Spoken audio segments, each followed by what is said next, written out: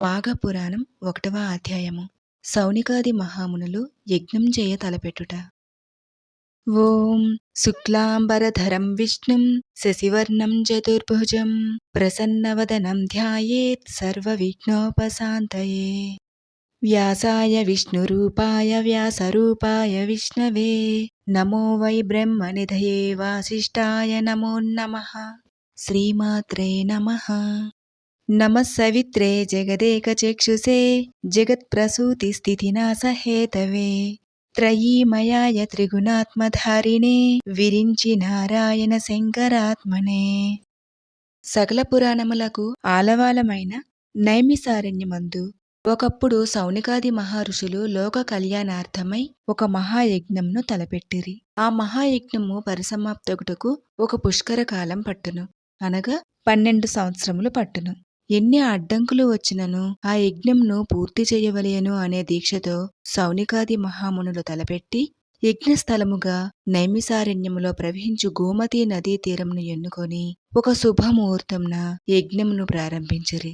అంత పెద్ద యజ్ఞము చూసి తరింపవలయును అనే కోరికలతో భరతఖండము నలుమూలల నుంచి తపోధనులెందరో వచ్చి యజ్ఞస్థల సమీపమునందు నివాసములు ఏర్పరచుకొనిరి.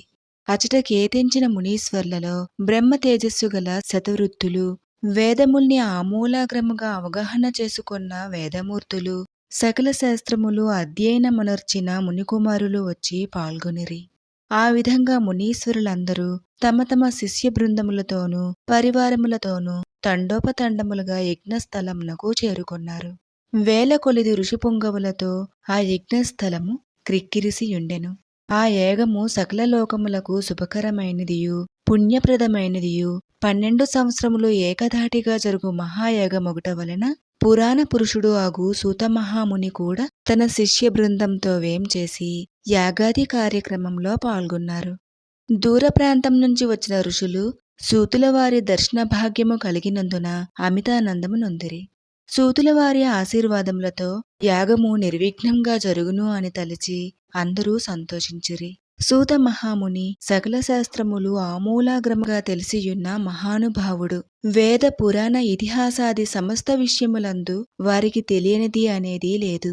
వేద పురాణ ఇతిహాసములన్నీయు వారికి కొట్టిన పిండి వంటివి.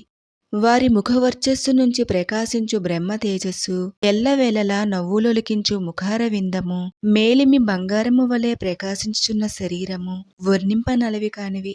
అటువంటి పుణ్యపురుషుడు ఆగు సూతమహాముని ఆగమునకు స్వాగతం పలికి సాష్టాంగ దండ ప్రణామములు ఆచరించి యజ్ఞము జరుగు ఆ 12 సంవత్సరములలో ఎన్నియో పురాణ గాథలు విని తరింపవలయును అనే కోరికతో మునిపుంగవులందరూ వేచియున్నారు. సూతుల వారు సౌనికాదిమునుల కోరికలను గ్రహించినారు. ఇటువంటి పుణ్యకార్యములందు పురాణ పఠనము గావించి అశేష మునిసత్తములను తృప్తిపరుచుట తమ విద్యుక్త ధర్మము అని ఎంచి వారి కోరికను మన్నించినారు. ఒక శుభముహూర్తంన ఆశ్రమవాసులందరూ సూతుల వారికి అర్ఘ్యపాద్యములొసిగి ఉచితాసనంపై ఆసీనులను చేసి సూతుల వారితో, మునిశ్రేష్ఠ, ముని తిలక, ఇంతకు ముందు ఎన్నియో పురాణ గాథలు తమరు తెలియజేయగా విని ఆనందించియున్నాము. అనేక ఇతిహాసములను ఆలకించి అందలి సారమును గ్రహించియుంటిమి. సమయము వచ్చినప్పుడు సకల శాస్త్రములలోని నీతి కథలు మాకు వినిపించుతూనే ఉన్నారు. అయినను మీ బోటి సిద్ధపురుషులు 14 లోకములు సంచారం చేసియున్నందున ఎన్నో విషయములు మీరు అవగాహన చేసుకొని ఉన్నారు గాన వినదగు విషయాలేమైనా ఉన్న ఎడల విరామ కాలములో మాకు వినిపించవలెను అని సౌనికాది మహామునులు సూతుల వారికి ప్రార్థించిరి.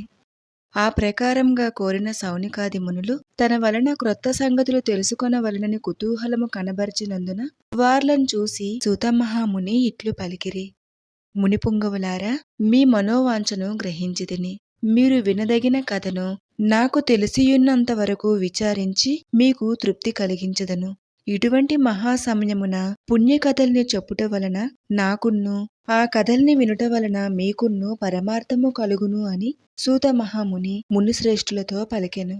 సూతమహాముని అడిగినదే తడువుగా వారందులకు అంగీకరించగా ధన్యులమైతిమి అని మునులందరూ అమితానందము నొంది సూతుల వారి పాదములను కండ్లకద్దుకొని సూతమహామునితో, ఆర్య, పద్మపురాణమందు లీనమయ్యున్న మాఘమాసం యొక్క మహాత్మ్యమును మరలా మరలా వినవలయును అని కుతూహలము కలుగుచున్నది. అదియునూ కాక రాబోవు మాసము మాఘమాసమే అయినందున ఆ మాస మహాత్మ్యము ఆచరించవలసిన విధానము మాకు వివరించవలసిందిగా కోరిరి. ఆ విధంగా సౌనికాది మునులు ఇతర తపస్సాలురు కోరుట వలన సూత మహర్షి మిక్కిలి సంతోషించి మునిపుంగవులతో ఇట్లు పలికెను. మునిపుంగవులారా, మీరందరూ అతి ముఖ్యమైన విషయాన్నే అడుగుచున్నారు. మాఘమాసము కూడా ప్రారంభము కాబోవుచున్నది. ఇటువంటి సమయములో మాఘపురాణం వినుట వలన కలిగే ఫలితము అంతింత కాదు. అదియునూ కాక ఈ మహాయజ్ఞం జరుగుచున్న సమయములో మాఘమాసం యొక్క మహాత్మ్యము మీకు వివరించవలసిన భాగ్యము కలిగినందులకు నేను ఎంతో అదృష్టవంతుడని. కావున సావధాన మనస్కులై ఆలకింపుడు అని సూత మహర్షి ఇట్లు మునిపొంగవులతో వివరించిరి. నేను రోమహర్షణునికి పుత్రుడను. నా తండ్రి అయిన రోమహర్షణుడు మహాజ్ఞాని, మహాతపస్వి, విష్ణువు అంశ సంభూతుడగు వేదవ్యాస మహర్షికి శిష్యుడను, ప్రియపాత్రుడను. నా తండ్రి వద్ద, నా గురువు వద్ద సకల శాస్త్రముల్ని అభ్యసించితిని. వారి దయవలన నాకు కలిగిన జ్ఞానంతో మీలాంటి వారు అడిగిన ప్రశ్నలకు జవాబులు చెప్పగల శక్తి సామర్థ్యములు కలిగిన వాడినైతిని. నేను తెలియజేయుచున్న నీతి బోధలు సకల లోకములకు శుభములు కలుగును. మీరడిగినట్లే పూర్వము దిలీప మహారాజుకు తన కులగురువైన వశిష్ఠ మహాముని మాఘమాస మహాత్మ్యమును వివరించినారు. ఆ విషయమునే నేనిప్పుడు మీకు వివరించబోవుచున్నాను అని సూతమహాముని మునిపొంగవులకు చెప్తూ మాఘమాస మహాత్మ్యమును వివరించుచున్నారు. ఇది మాఘమాసంలో మొదటి రోజు చదువుకోవలసిన 1వ అధ్యాయము. ఓం నమో భగవతే వాసుదేవాయ. శ్రీమాత్రే నమః.